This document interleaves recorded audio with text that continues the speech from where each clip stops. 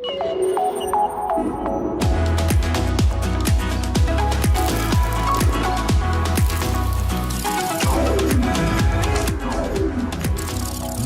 is NAB Show Live. Hi, I'm Linda Rosner, and welcome to NAB Show Live. We are here to talk about a very important topic, security. It affects everybody, individually, large companies, medium-sized companies, small companies. And we're here with some professionals to talk about some best practices, to talk about why it happens, how we can control it. So, I'm happy to introduce, on my far right is Ramon Breton. He is the CTO of Third Eye. In the middle is Janice Pearson of Convergent Risks. She's VP of Global Content Protection. And right sitting next to me is Rick Soto of Pixel Logic Media, and he is VP of Global Security.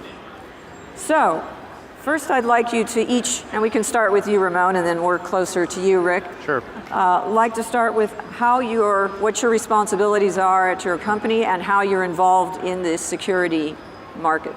Sure. So I'm our CTO, so I'm in charge overall of the technology we use, and part of that involves the security. So when one of our clients comes to us and has standards they'd like us to implement or an audit that we need to go through, I'm the one who's in charge of overseeing that. I'm sorry, I'm going to back up. Can you just tell us a little bit about Third Eye? Third Eye, we're a quality control company. We've been around for about 25 years. We perform master level quality control on digital files and also optical DVD QC. Great. And I'm we sorry. We also create IMF packages as well. That's a hot topic. Yeah. Is there anything else you want to say in regards to security, or shall we go on to Janice? Part of my role there it's almost like an intermediary. So when there are new procedures that come into place for security, not only do I work with our partners to make sure that we're doing what they would like us to do and going through the audits, but I also filter that down to our employees and the actual QCers to make sure that they understand what the expectations are as well.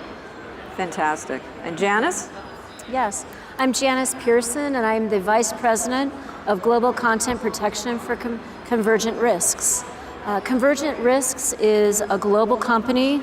We are the leading provider of trusted partner network security assessments, as well as independently tailored assessments for content owners. And we provide production security support, as well as we have a large array of consultancy services as well. And in my role, I'm responsible for the consultancy side of the business. So we provide support, we provide technical services such as penetration testing, vulnerability scanning, DRM reviews, and code reviews. We also have a GDPR practice, and where I tend to get involved is working closely with our clients on any remediation that they need to implement for their facility or in a production environment. And so that could be anything from developing policies, developing training programs, and really developing governance within the organization and how that's supported from the digital side and on the physical security and management systems. Now, I'm sure everybody knows this, but I'm going to ask anyway. What's DRM? Digital rights management. Thank you. So we tend to do those reviews on applications. It's heavily used on screening platforms, and we do quite a bit of testing on the different devices and the OS to ensure that the security features are intact and can't be circumvented. Very good. Okay, and Rick. Hi. Hey, Soto, good to see you. Vice President of IT and Global Security for Pixel Logic Media. We're headquartered out of Burbank. We're a global organization, facilities in London and Cairo. We're a post-production, providing services in mastering, digital cinema, localization, subtitling, audio, and digital distribution. I focus on IT, security, and really working with Convergent Risk on risk assessments, TPN assessments, and keeping our environment secure. Okay, great. So we're going to do a little lesson here, and if you could talk about the Trusted Partner Network. What is it? Why is it important? Who needs to have it? Whoever wants to go first. Can you repeat the question, please? Well, I want to get information about the Trusted Partner Network. Okay, I can talk a little bit about that. Great. So the Trusted Partner Network came into being because the MPAA and the CDSA came together as a joint venture to form the Trusted Partner Network. And what it was designed to do is to stop all of the audits that are happening, where you may have a vendor that'll go through possibly 2 to 5 audits by a content owner within a year. And it puts a heavy burden on the vendor, but also because the studios can't share the results. And so it makes it difficult for them. It also makes it difficult for the content owner because they need to make quick decisions. Oftentimes, you have to choose a vendor to work with, and you don't have a lot of time to vet. So the whole purpose of the Trusted Partner Network is it's a database where you have vendors that sign up, they fill out a questionnaire, and they go through an assessment. And then that assessment then is made available on the platform, where you can see the remediation items and then make an informed decision. So we'll know if a company is with a Trusted Partner Network. Yes. They've been through the rigmarole. Right. Ramon, is Third Eye part of the Trusted Partner Network? Not yet, but we're actually just beginning our assessment. So previously, we were in that exact situation where we were approached by separate vendors, and with our most recent audit up for renewal, I'm not going to mention who it was, but they are now a member of the TPN, and they said, you're going to be doing this through the TPN. Okay, and Rick, how about you? We are part of the Trusted Partner Network. I've gone through 2 assessments, one in the UK, our London facility, as well as our Burbank facility as well. Been instrumental in working with the TPN themselves, sitting on the technical committee with them, and truly understanding how the controls have been set, not only for our organization, but having a platform that's a core set of controls between the content owners and us as a vendor and service provider. Yeah. Janice, did you want to say something? Or? No, I was just... Okay, so my question for you, again, is because you're global, does the Trusted Partner Network, is that a global standard? So One thing we've done as an organization to address that and to be able to pass on cost savings to the vendor community is to start opening up offices globally. So we have an office in London. We've just opened up one in Mumbai, and then we have one in Sherman Oaks. And the goal is to open up, another office in Singapore, and we're looking at other locations where it would make sense. I want to get into security tool sets. What do you think are ones that you would recommend or that you're utilizing that are helpful for your security in your company? I mean, go ahead. For us, what's important to me is information. So anything that has to do with alerting and monitoring is very helpful. Things like, if there's an unusual amount of upload activity, because since we do quality control, we mainly receive a lot of files. We do uploads for IMF packaging and other things as well. But it's important for me to know that there's not all of a sudden, through an unusual channel, a large data leaving our facility. So anything that will give me alerts into that information, into what's happening, those are the kind of tools that I appreciate. We believe in more of a layered approach to security. So it all starts at the edge with your firewall, making sure you have a next-gen firewall, having intrusion detection services on the firewall and other services to be able to at least prevent some threats from coming in. But then you also have to have that same level of security at the machine level, at the storage level, so that you're also using various anti-virus products and such, and endpoint software, so that way you can really lock down the workstations, and then also having proper logging, both at the machine level and at the storage level, because without all that information and then centralizing all that logging, you're not going to be able to really see where you might have vulnerabilities in your organization and protect yourselves from different types of threats. Wow. Rick? Yeah, I echo what Ramon and Janice have to say. The tool sets that are used in content protection can vary from the firewall layer, IDS, IPS, as well as endpoint protection to truly monitor the workstation and the infrastructure in your production environment. For us, is really tracking what devices is somebody trying to plug in a device to a system, right? I mean, those alerts for us are key to try to understand if somebody's trying to plug in a phone or a USB stick and try to take information, and the alerting as well as somebody trying to download content, which is why we discuss about network segregation, trying to air gap your network between a production environment, a DMZ for digital distribution or transmissions, as well as your production environment where all your content is actually being produced. As Ramon said to us earlier, security is not convenient. It's not. I disagree with that. Okay, all right, then I want to hear your rebuttal. It should be completely seamless, where it doesn't affect the users, where they don't even feel the security.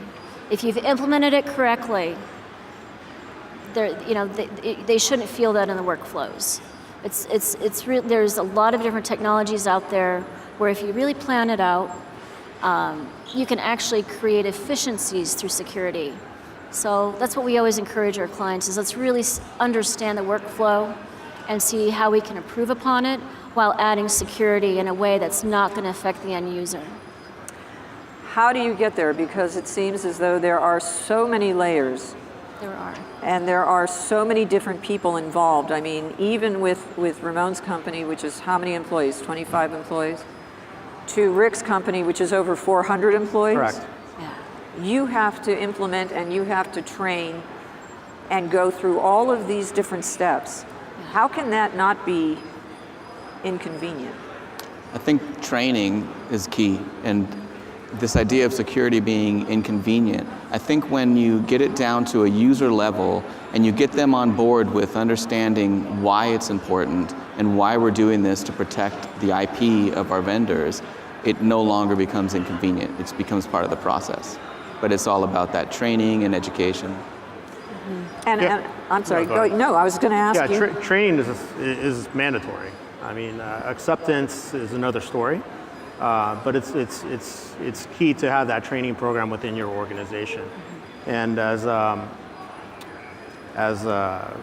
security rules continue to evolve and getting the word out to your own employees and having them accept those controls, at times having a robust training program is difficult. And utilizing tools like LMS, and having the TPNs providing a training program within their portal as well, which is great. I think it helps drive, those essential topics that are needed on a day-to-day basis, So, are all of your employees trained in security? Yes and no. So again, that training program needs to continue on a regular basis, right? And to me, I think training programs, especially in security, a lot of times they're very dry. Mm-hmm. So I think they need to be set to a point where people are actually going to pay attention and acknowledge what the topics are and why it's key. I mean, phishing, for example, right? People may get an email that looks real and they click on it and it's a false email. Oh. So I don't just fish, one but I'm topic. guilty of that kind of thing, yeah. So, yeah. Just as an individual. Yeah. Oh my God. Now go a step further when it comes to training, in that you really have to know your audience and how they're going to respond to it and find the appropriate method to deliver that training. For production environments in particular, you're dealing with kind of a workforce that's constantly in flux. It's expanding and contracting. You might have somebody that's only involved in the project for maybe a week, or it could be 2 years. So it's tailoring it maybe in that kind of situation of an informative video where you really know exactly what they need to understand. So you only come up with maybe 10 items that are most important, and you deliver it in a way that's going to respond to a creative, where you make it fun and entertaining, where it has high production value, where it's not going to turn them off. They'll actually listen and actually enjoy it. When you're in a facility situation, you do have the ability to gather people in a room. You might have to stagger it. So especially if it's a larger organization, and it's oftentimes good to do that by role, so you can talk specifically about workflows. And at the beginning of a project with a particular content owner, if you're working on a high security title, there's going to be very specific items you want to cover in that training. But oftentimes where I feel training is important is on social media, and there's not enough discussion around that. Oftentimes when people are onboarded, they're going to read they're going to have to sign an NDA. They'll read all the policies, but oftentimes they don't really understand what they're reading, or they don't really read it thoroughly and don't understand that they're responsible, for their actions. And so training should really focus a great deal on that, because that tends to be where content's leaking. Yeah, a lot of times, people are so happy to be working or excited to be working on a title that they can't wait to tell a friend or a family member, and next thing you know, there's a hashtag on Facebook or Twitter, and you've now pretty much damaged the reputation of your organization, and it just can't happen. I have a good example of that. Oftentimes it's that employee who is kind of a lapse in judgment, where they don't realize that they're sharing information with somebody, and they don't know how that person is going to respond to that information. And so they may share information about what they've seen with a new title that's coming out that's very sensitive, and it's kind of a way of maybe bragging a little bit. And then that person then goes out and blogs about it, and then that employee ends up losing their job. Because if you know how to do an investigation, you can usually figure out who's responsible. And I've seen so many young careers end too soon, where they had so much promise, but it was a lapse in judgment or a mistake, and it's a small industry.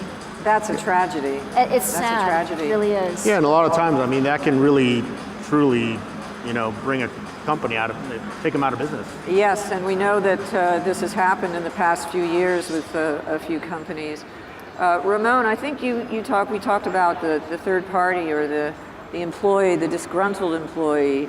There's obviously the unintended security breach, but there's also that you have to be careful with all of your employees, because you never know. How do you deal with that? Well, luckily we haven't had that problem. We have a lot of very long-time employees, which is good. Yeah. But that's why you do background checks. That's why you get to know people. That's why, in addition to signing the NDA, you have signs posted throughout the office where everyone's going to see it, reminding them of those policies. But it's difficult because the monitoring can help with that. So if someone decides, I'm going to try and release this content to the world, and so they try and get around any of the endpoint protection or any of the other controls in place, that's why those emails are important. So if we get a notice saying, this device was opened, I can immediately follow up and say, why was this device opened? Right. Absolutely. Oh my God, that's crazy. Rick, with 400 employees, I'm daunted by what you have to go through, but it seems as though Pixelogic has been very successful. We have been, and a lot has been, working with my colleagues internationally, as well as our other facilities, and continuing to promote, what our security best practices, as well as have them promote what is actually needed on a day-to-day basis to remind them of how critical, security is to the organization. That's great. Now, Ramon, I hear that you deal a lot, right, with the unencrypted hard drive, or that's something that can happen. Can you explain what that's all about and how you deal with it? Sure. So we receive a lot of content through digital delivery methods that are encrypted, but we also receive a lot of hard drives from smaller facilities who maybe don't have access to a fast internet, or it's just more convenient for them because it's a workflow they're very familiar with. And so we always insist on encrypted hard drives, but adding that encryption slows down the transfer time off of the hard drive. And that can be difficult when you're dealing with files that are 5 or 6 terabytes in size. So that's part of where the inconvenience of security comes in. But again, as long as everyone's on board and they understand, we don't want you to hand off your hard drive with unreleased material to a runner that you've never met to drop it off at our facility, because we don't know what's going to happen, that chain of custody. I've seen that countless times. Really? Where production will use an unencrypted hard drive to send to a vendor. Maybe that courier leaves it in the car, and then it's stolen. Oh my God. Or it's delivered to the wrong recipient. So let's say you pick up unencrypted hard drive from the vendor, and it's supposed to go to one studio, but it goes to the wrong studio, and then they start watching the content, and they realize, oh, this isn't our content, and then they have to call the vendor and get it back. That's a nightmare. That is a nightmare. That's when a lot of NDAs have to be signed, and yeah. Rick? Yeah, so the physical aspect of hard drives and moving physical content over, devices, traditional devices, I think it plays a role in actually having a location within your infrastructure that is now, how would you say this? There's a location where that drive may be infected with a virus, and there's no process. There's got to be a process where when physical drives come in, they're actually put through a process where they're scanned for any type of virus. There's no encryption on the drive. I mean, now you've kind of put your whole infrastructure at risk, right? So there needs to be a way to actually vet before you actually approve and take that content and put it into your production environment.